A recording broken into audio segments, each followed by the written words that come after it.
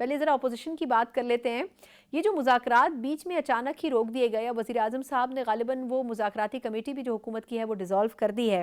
ये फरमाएगा कि क्या नतीजा अखज़ किया आप लोगों ने भी नाकाम मुज़ाकरात से, कि वक्त अपोजिशन को तो दिया लेकिन उससे कुछ हासिल नहीं हो सका दोनों जानिब?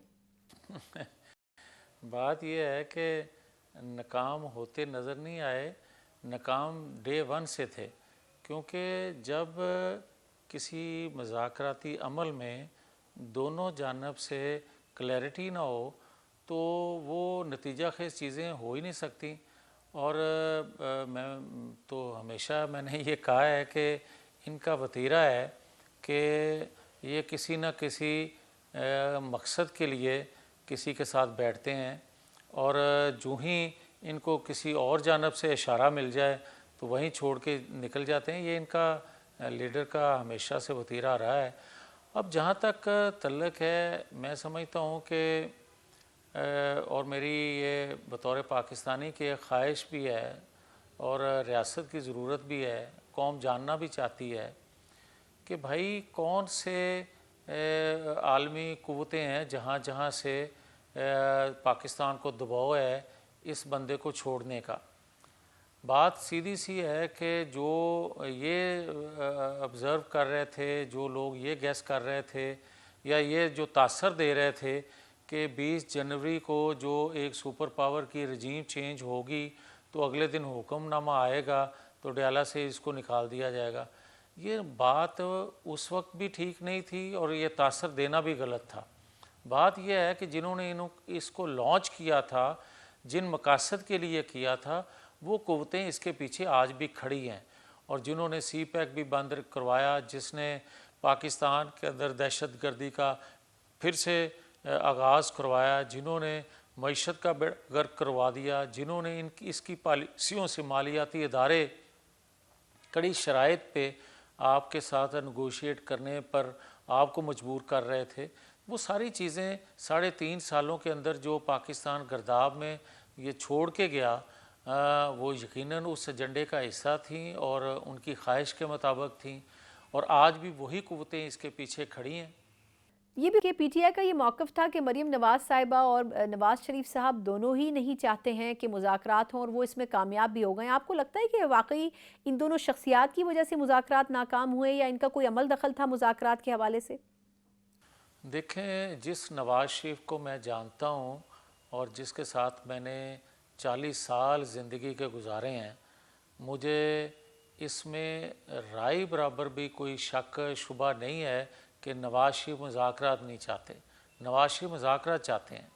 नवाज़ शरीफ हर सियासी जमात से डायलॉग की पॉलिसी हमेशा रखते हैं। हाँ, एक बात ज़रूर है कि उन्होंने हमेशा रियासत पे हमला करने वालों को, दहशत गर्दों को या दहशत गर्दों की सरपरस्ती करने वालों को या अस्करी विंग बनाने वालों को हमेशा अपने से दूर रखा है और कभी उनसे आइन कानून के मुताबिक बिहेव करने से अलग अपने आप को नहीं किया।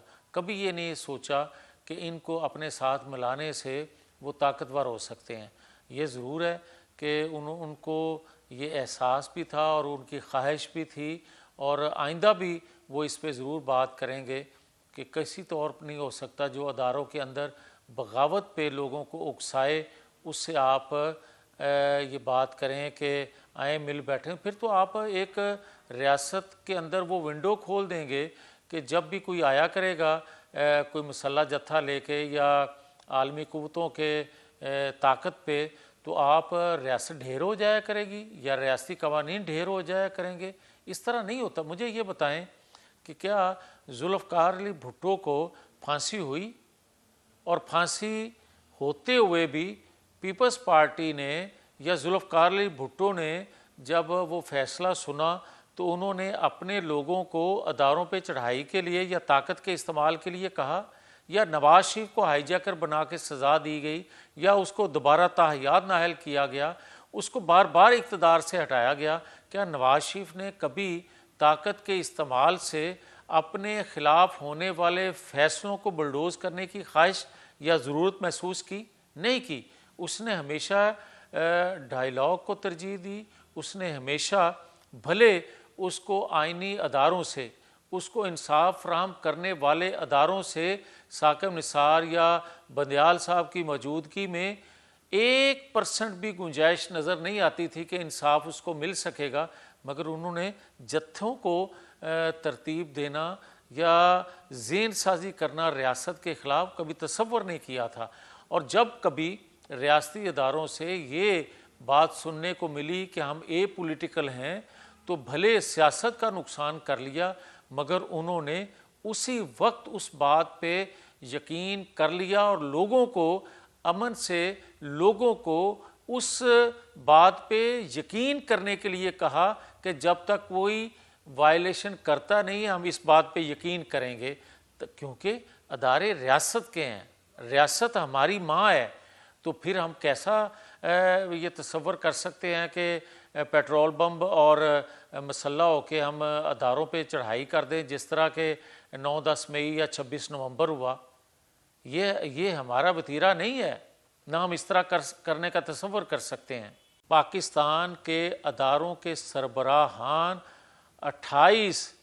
8 फरवरी 2024 के इंतखाबात के नताइज बदलने में मुलव्वस नहीं थे, जबकि 2018 के इंतखाबात बाई डिज़ाइन करने के लिए, बदलवाने के लिए, RTS बिठाने के लिए उस वक्त के अदारों के सरबराह भी मुलव्वस थे। कमीशन की तश्कील के बजाय पार्लिमानी कमेटी बनाना, मतलब ये क्यों ज़रूरी समझा गया? और फिर ये कहा गया कि 2018 और 2024 दोनों के हवाले से तहकीकात जो इंतखाबात हुए थे उसकी करवा लेनी चाहिए। तो आपके ख्याल में इसके ऊपर अगर कुछ मज़ीद बात की जाती तो क्या पाकिस्तान तहरीक इंसाफ को कन्विंस किया जा सकता था, या फिर कमीशन का ही क़याम अगर कर दिया जाता तो वो बेहतर नहीं होता?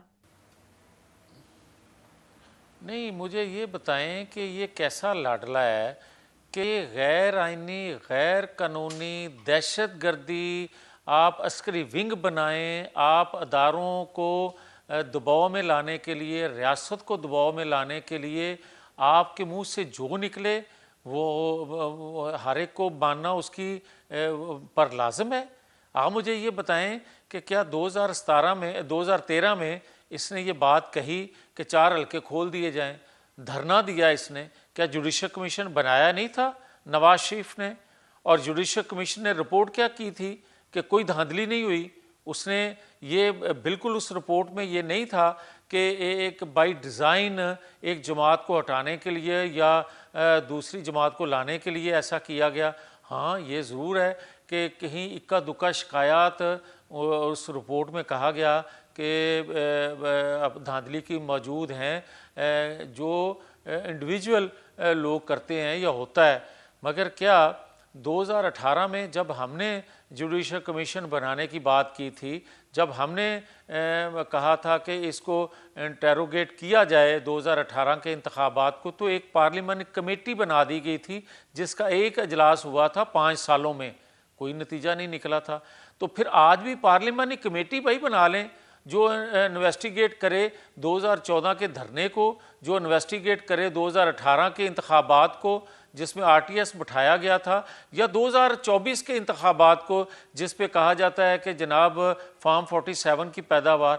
ओ भाई, बात यह है कि फार्म 47 की पैदावार आप पूरे इलेक्शन को कहते हो, तो फिर खैबर पख्तूनख्वा भी उसी में है, जहां आपने 5 बजे इलेक्शन डे 8 फरवरी 2024 को पोलिंग स्टेशनों पे मसल्ला लोगों ने छतों पे, दीवारों पे कब्जा करके जो अमला था उससे अनाउंस करवाया था, प्रिजाइडिंग अफीसर के इमारतों पे कब्जा कर लिया था और अपनी जीत को अनाउंस कर दिया था 6 बजे। मैं ये बात अकेला नहीं कर रहा, उनके जो आज भी PTI के लोग हैं, शहजाद अकबर जो हैं PTI में आज भी मौजूद हैं, उनके शौकत यूसुफ जई जो PTI के आज भी अंदर मौजूद हैं, वो भी कि कहते हैं कि 35 लोगों को जो है फार्म 47 दिया गया। तो मैं ये बात करता हूँ कि शोहपुरा में फार्म 47 दिया गया, तो मुझे कहते हैं कि जनाब ये देखें ये क्या बात कर रहे हैं।